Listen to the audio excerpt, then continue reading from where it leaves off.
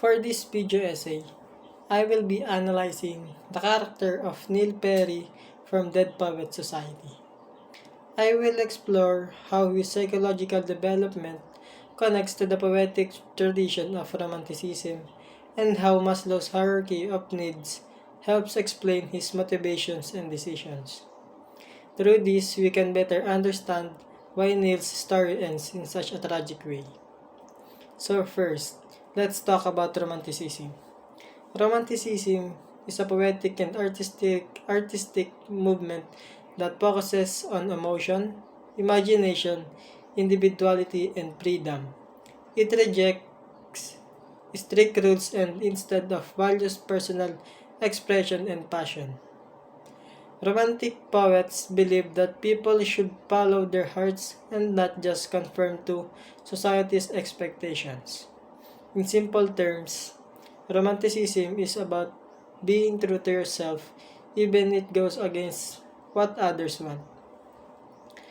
Romanticism also emphasizes the importance of identity and personal meaning. It encourages people to live deeply, take risks, and pursue what makes life meaningful. This idea is very important when look at Neil Perry's character. Now let's connect this to psychology. Maslow's hierarchy of needs explain that people are motivated by different level of needs. This includes basic needs like food and safety, social needs like love and belonging, and the highest level, which is self-actualization. Self-actualization means become true to yourself and reaching your full potential. In deeper analysis, Neil is a perfect example of someone striving for self-actualization. He discovers his passion for acting, and through that, he begins to understand who really is. Acting is not just a hobby for him; it is his identity. In this scene, where Neil performs in the play, we can clearly see his transformation.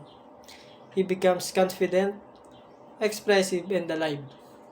This moment represents Romanticism because he is fully embracing his individuality and emotions. Psychologically, this is also a moment where he reaches self-actualization. However, this freedom does not last. Neil's father represents control, authority, and societal expectations. He wants Neil to become a doctor, not an actor. This directly opposes Romanticism, which values freedom and self-expression. Because of this, Neil experiences internal conflict. On the hand, he wants to follow his passion. On the other hand, he fears disappointing his father and losing his approval. According to Maslow, if a person's needs for safety and belonging is threatened, it becomes difficult to achieve self-actualization.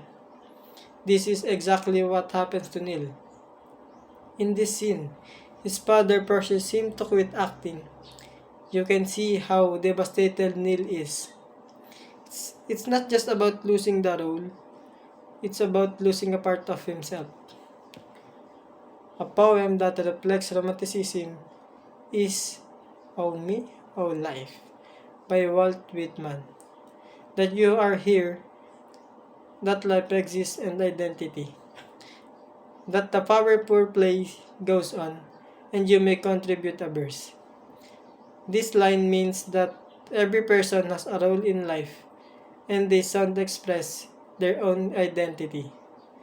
Neil tries to contribute his verse through acting, but unlike the message of the poem, he is not allowed to continue his role. We can also connect this to the identity of suppressed identity. When a person is not allowed to express who they truly are, it can lead to frustration, anxiety, and even hopelessness. Neil reaches a point where he feels trapped. He sees no way to balance his passion and his father's expectations. This is where his psychological struggle becomes very serious. He is no longer just conflicted, he feels powerless. And without the ability to choose his own path, he loses his sense of control over his life. In conclusion, Neil Perry represents the ideals of romanticism through his passion, individuality, and desire for self-expression. However, his environment prevents him from achieving self-actualization, as explained by Maslow's hierarchy of needs. The conflict between his inner desires and external pressures ultimately leads through his tragic fate. Neil's story teaches us an important lesson that self-expression and personal freedom are essential to our psychological well-being. Without them, even the most passionate person can feel lost. Thank you.